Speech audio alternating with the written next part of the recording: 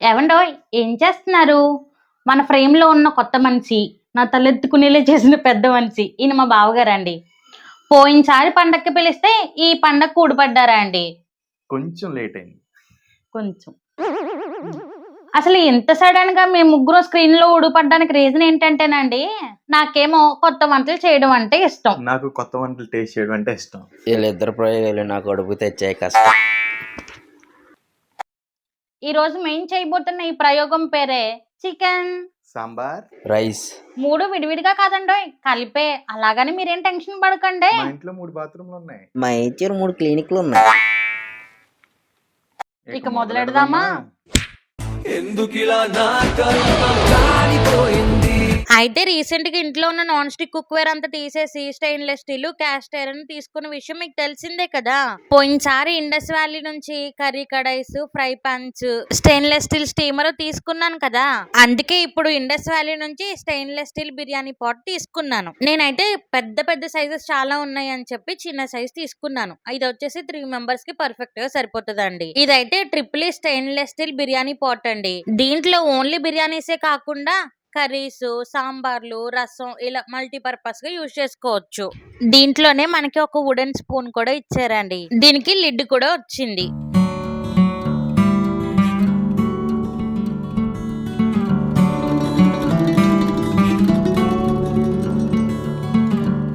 ఇది బాటమ్ చాలా థిక్నెస్ ఉండడం వల్ల ఫుడ్ అయితే అసలు స్టిక్ అయ్యే ఛాన్సే ఉండదండి. అలాగే ఇది 100% టాక్సిన్ ఫ్రీ. ఇది వెయిట్ కూడా చాలా ఎక్కువ ఉంది.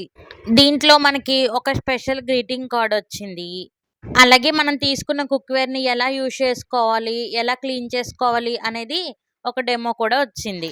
అలాగే మనకి ఇండస్ వ్యాలీలో ఏమేమి రకాల కుక్వేర్ దొరుకుతాయి అనేది కూడా ఇంకొక షీట్ లో ఇచ్చారు. ఈ స్టెయిన్లెస్ స్టీల్ బిర్యానీ పాట్ తో పాటు నేను ఇంకొక ఐటమ్ కూడా తీసుకున్నాను. అదే క్యాస్ట్ ఐరన్ గ్రిల్ పాన్ అండి. ఎప్పటి నుంచో తీసుకోవాలి అనుకుంటూ తెగ సర్చింగ్ల మీద సర్చింగ్లు చేసి ఫైనల్ గా ఇప్పుడు ఇండస్ వ్యాలీ నుంచి తీసుకున్నాను. ఈ గ్రిల్ పాన్ వెయిట్ అయితే చాలా ఎక్కువ ఉంది. ఇది చాలా మందంగా ఉండడం వల్ల ఫుడ్ అయితే అసలు స్టిక్ అయ్యే ఛాన్సే ఉండదు. ఇది 100% టాక్సిన్ ఫ్రీ. ఐరన్ డెఫిషియన్సీ ఉన్న వాళ్ళు ఈ క్యాస్ట్ ఐరన్ లో ఉండిన ఫుడ్ తీసుకోవడం వల్ల చాలా బెనిఫిట్స్ ఉంటాయండి. అలాగే ఇది ఫుడ్ కి మంచి ఫ్లేవర్ ని ఇస్తుంది. ఈ 2 సెట్స్ కూడా నేను ఇండస్ వ్యాలీ వెబ్సైట్ నుంచి తీసుకున్నాను. ఇండస్ వ్యాలీ నుంచి మీరు ఏం తీసుకోవాలనుకున్నా సరే అమూల్య అనే కూపన్ కోడ్ యూజ్ చేశారంటే ఇండస్ వ్యాలీ వాళ్ళు ఇచ్చే డిస్కౌంట్ తో పాటు మీకు ఇంకొక 12% ఎక్స్ట్రా డిస్కౌంట్ వస్తుంది. కూపన్ కోడ్ ని స్క్రీన్ మీద యాడ్ చేశాను. మీరు కూడా వీటిని పర్చేస్ చేయాలంటే డిస్క్రిప్షన్ లో లింక్స్ ఉన్నాయి. లేదంటే ఇండస్ వ్యాలీ వెబ్సైట్ లోనే మీరు డైరెక్ట్ గా పర్చేస్ చేసుకోవచ్చు. కూపన్ కోడ్ గుర్తుంది కదా, అమూల్య. కుక్వేర్ గురించి చెప్పడం అయిపోయింది కదా, కుకింగ్ స్టార్ట్ చేసేద్దాం రండి. ఈ చికెన్ సాంబార్ రైస్ చేయడం కోసం ఫస్ట్ అయితే స్టవ్ మీద కడాయి పెట్టుకొని, కడాయి హీట్ అయిన తర్వాత ఆయిల్ వేసుకుని ఆయిల్లో బిర్యానీ స్పైసెస్ వేసుకోవాలి. తక్కువ వేసుకోవాలి, మరీ ఎక్కువ వేసుకుంటే సాంబార్ ఫ్లేవర్ డామినేట్ అయిపోతుంది. ఆ తర్వాత ఒక 1/2 kg చికెన్ కూడా వేసుకుని చికెన్ మిక్స్ చేసుకుంటూ చికెన్ ని ఎర్రగా వేయించుకోవాలి. ఈ చికెన్ సాంబార్ రైస్ లోకి చికెన్ ఎంత బాగా ఫ్రై అయితే టేస్ట్ అంత బాగా వస్తుందండి. మా ఇంటికి ఎవరైనా చుట్టాలు వచ్చారనుకోండి, వాళ్ళని అసలు చుట్టాలలాగే చూడం, మా ఫ్యామిలీ మెంబర్స్ లా కలిపేసుకుంటాం. అందుకే పనులన్నీ వాళ్ళతోనే చేయించేస్తాం. అందరినీ బాగానే వాడుతున్నావు ఇంట్లో. అబ్బా ఏం వాడకవయ్యా. ఇదిగోండి చికెన్ ఇలాగా ఎర్రగా బుర్రగా దోరగా వేగిపోయిన తర్వాత చికెన్ ని ఓ పక్కకు తీసేసుకుని ప్లేట్లు వేసుకుని పక్కన పెట్టుకోవాలి.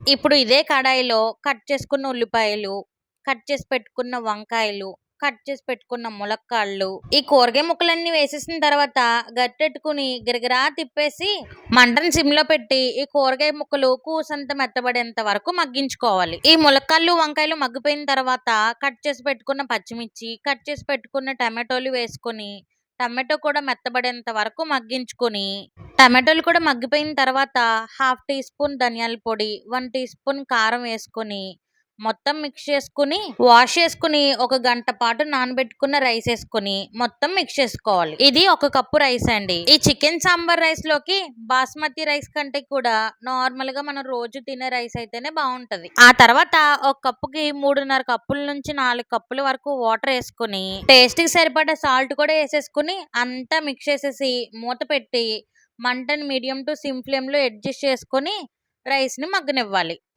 ఇదిగోండి రైస్ ఒక 70% కుక్ అయిపోయిన తర్వాత బాగా ఒకసారి మిక్స్ చేసేసుకొని మనం ఫ్రై చేసి పక్కన పెట్టుకున్న చికెన్, ఉడికించి పక్కన పెట్టుకున్న ఒక అరకప్పు పప్పు, అలాగే ఇంట్లోనే తయారు చేసి పెట్టుకున్న సాంబార్ మసాలా ఇవన్నీ వేసేసి గట్టెట్టుకొని గిరగరా తిప్పేసి బాగా మిక్స్ చేసేసి ఒక పావు కప్పు చిక్కటి చింతపండు గుజ్జేసుకుని బాగా మిక్స్ చేసేసి ఒకసారి సాల్ట్ చూసుకుని సరిపోకపోతే కూసంత సాల్ట్ తగిలించి మూత పెట్టి సిమ్లో పెట్టి 10 నిమిషాలు మగ్గించారంటే గుమగుమలాడే సువాసన పరిమళం ముక్కులోకి వెదజల్లుతుందండి. అప్పుడు వచ్చి మూత తీసి తాలింపు తుస్సుమని వేసేయడమే.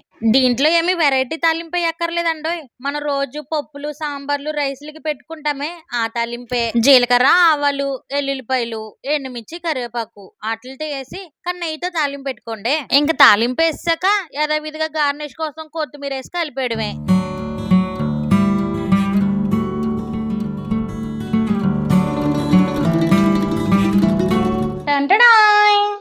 Chicken sambar rice ready.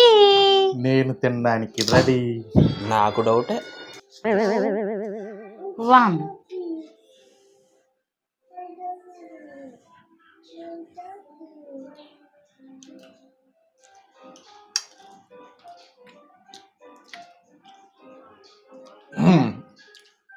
కూసంత వేడిగా ఉండడం వల్ల ఫేస్ లోంచి ఎక్స్ప్రెషన్స్ పండించలేకపోతున్నాం కానండి చికెన్ సాంబార్ టేస్ట్ అయితే అదిరిపోయిందండి.